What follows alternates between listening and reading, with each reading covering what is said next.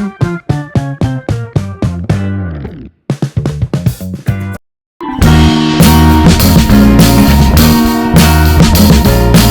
ನಮಸ್ಕಾರ, welcome back to Taras ಪ್ರಪಂಚ.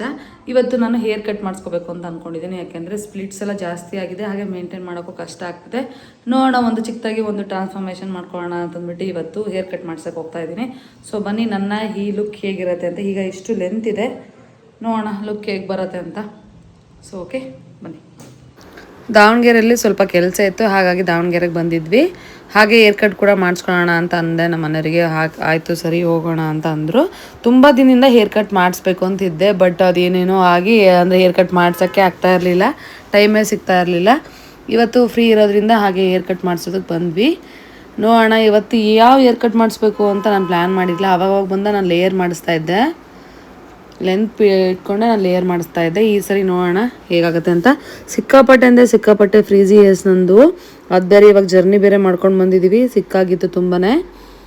Hair wash ಬೇರೆ ಮಾಡಿ ಅವರು ಟ್ರೈ ಮಾಡಿ ಆಮೇಲೆ ಹೇರ್ ಕಟ್ ಮಾಡಿ ಸೆಟ್ ಮಾಡೋ ಅಷ್ಟೊತ್ತಿಗೆ ಎಷ್ಟೊತ್ತಾಗುತ್ತೋ ಗೊತ್ತಿಲ್ಲ. ಏನೇ ಅಂದರೂ ಈಗ ಸ್ಪಾಗೆ ಬಂದರೆ ಬೇಗ ಲೇಟಾಗಿ ಬಿಡುತ್ತೆ ಕೆಲಸ.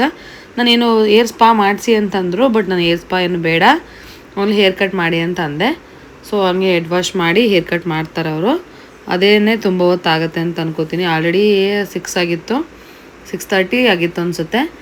ನಾವು ಹೋಗೋಷ್ಟರಲ್ಲಿ ಎಷ್ಟೊತ್ತಾಗುತ್ತೋ ಗೊತ್ತಿಲ್ಲ. ಅಕ್ಕ ಮತ್ತು ನಮ್ಮ ಭಾವರ ಮನೆಗೆ ಹೋಗೋಣ ಅಂತ ಅಂದ್ಕೊಂಡಿದ್ದೀವಿ. ನೋಡೋಣ ಹೇಗೆ ಬರುತ್ತೆ ಹೇರ್ ಕಟ್ಟು, ಮತ್ತು ಲುಕ್ ಕೂಡ ಹೇಗೆ ಟ್ರಾನ್ಸ್ಫಾರ್ಮೇಷನ್ ಆಗುತ್ತೆ ಅಂತ ನೋಡೋಣ. ಹೇಗೆ ಕಾಣಿಸ್ತೀನಿ ಅಂತ ಕೂಡ ನೀವು ಕಮೆಂಟ್ ಮಾಡಬೇಕಾಯ್ತಾ. ಸೊ ಈಗ ಹೆಡ್ ವಾಶ್ ಆಯಿತು. ಈಗ ಸ್ವಲ್ಪ ಅವರು ಹೇರ್ನ ಸಿಕ್ಕೆಲ್ಲ ಬಿಡಿಸ್ಬಿಟ್ಟು ಹೇರ್ನ ಸೆಕ್ಷನ್ ಮಾಡಿಕೊಂಡು ಬಿಟ್ಬಿಟ್ಟು ಆಮೇಲೆ ಹೇರ್ ಡ್ರೈ ಮಾಡ್ತಾರೆ. ಹೇರು ನೀಟಾಗೆಲ್ಲ ಸಿಕ್ಕೆಲ್ಲ ಬಿಡಿಸ್ಕೊಂಡು ಸೆಕ್ಷನ್ ಮಾಡಿಕೊಂಡ್ರು. ಇವಾಗ ಹೇರ್ ಕಟ್ ಮಾಡ್ತಿದ್ದಾರೆ. ನನಗಂತೂ ಸ್ವಲ್ಪ ಬೇಜಾರಾಗಿದೆ. ನನ್ನ ಮಗ ವೀಡಿಯೋ ಮಾಡುವಾಗ ಹೇಳ್ತಿದ್ದಾನೆ, ಮಮ್ಮಿ ನೀನು ಯಾಕೆ ಬೇಜಾರಾಗಿದೆಯಾ ಅಂತಂದ್ಬಿಟ್ಟು. ಯಾಕಂದರೆ ಅಷ್ಟು ಉದ್ದ ಹೇರು ಕಟ್ ಮಾಡ್ಕೋಬೇಕಲ್ಲ. ನನಗೂ ಸಿಕ್ಕಾಪಟ್ಟೆ ಬೇಜಾರಾಯಿತು, ಬಟ್ ಹೋಗಲಿ ಅಂತ ಅಂದ್ಕೊಂಡು ಸುಮ್ಮನಾದೆ. ನನ್ನ ಮಗ ಹೇಳಿದ ಮಾತಿಗೆ ನಂಗೆ ನಗು ಬಂದುಬಿಡ್ತು. ಫಸ್ಟ್ ಟೈಮ್ ನಾನು ಇಷ್ಟು ಶಾರ್ಟ್ ಹೇರ್ ಕಟ್ ಮಾಡ್ತಾ ಇರೋದು ಅಂತ ಅನಿಸುತ್ತೆ. ತುಂಬಾ ಶಾರ್ಟಾಗಿ ಮಾಡ್ತಿರೋರು. ಮೇಡಮ್ ಚೆನ್ನಾಗಿ ಮಾಡ್ತೀವಿ ಅಂತ ಹೇಳ್ಬಿಟ್ಟು ಹೇರ್ ಕಟ್ ಮಾಡ್ತಿದ್ದಾರೆ. ಬಟ್ ಯಾವ ಹೇರ್ ಕಟ್ ಅಂದರೆ ಬಟರ್ಫ್ಲೈ ಹೇರ್ ಕಟ್ ಮಾಡ್ತಾಯಿದ್ದಾರೆ. ಪ್ರತಿ ಸರಿ ನಾನು ಲಾಂಗ್ ಲೇಯರ್ ಮಾಡಿಸ್ತಾ ಇದ್ದೆ, ಸರಿ ಬಟರ್ಫ್ಲೈ ಅಂದರೆ ತುಂಬಾ ಹೇರ್ ಹೋಗುತ್ತೆ ಅಂತ ಅನ್ಕೋತೀನಿ ನಾನು. ನೋಡೋಣ, ಮಾಡಿಬಿಟ್ಟಿದ್ದಾರೆ. ಅವ್ರು ಹೇಳ್ತಾರೆ ನನಗೆ ಸ್ವಲ್ಪನೇ ಅಂತ ತೋರಿಸ್ತಾರೆ, ಬಟ್ ಅದು ಕಟ್ ಮಾಡ್ತಾ ಮಾಡ್ತಾ ಫುಲ್ಲು ಸ್ಟೆಪ್ ಮಾಡ್ತಾರಲ್ಲ, ತುಂಬಾ ಹೇರ್ ಹೋಗ್ಬಿಡುತ್ತೆ. ನೋಡ್ರಿ ನನ್ನ ಮಗ ಎಷ್ಟು ಬೇಜಾರಾಗ ನಾನು ಹೇರ್ ಕಟ್ ಮಾಡ್ತಾರೆ ಅಂತಂದು, ಚಿಕ್ಕವನು.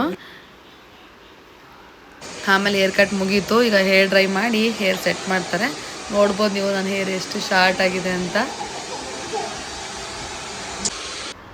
ಹೇರ್ ಕಟ್ ಮಾಡಿದಾಗ ಏನೋ ಚೆನ್ನಾಗಿ ಕಾಣಿಸುತ್ತೆ, ನೆಕ್ಸ್ಟ್ ಡೇ ಅದು ಸೆಟ್ಟೆಲ್ಲ ಹೋದಾಗ ಸ್ವಲ್ಪ ಚೇಂಜ್ ಕಾಣಿಸ್ತೀವಿ ಅಂತ ಅನ್ಬೋದು.